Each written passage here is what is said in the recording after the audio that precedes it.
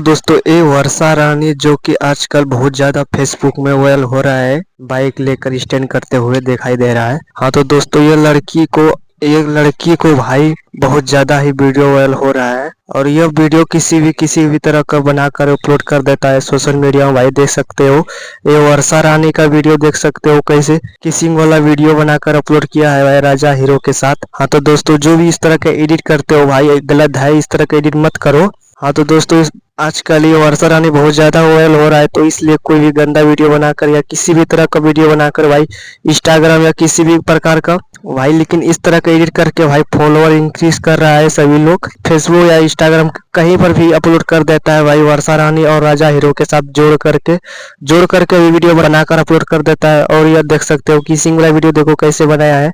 हाँ तो दोस्तों आप लोग को क्या लगता है, इस तरह के वीडियो बनाना चाहिए या नहीं, कमेंट में जरूर बताना। वीडियो अच्छे लगे तो लाइक कर देना, चैनल में नहीं है तो सब्सक्राइब जरूर करना। तो मिलते हैं नेक्स्ट वीडियो में।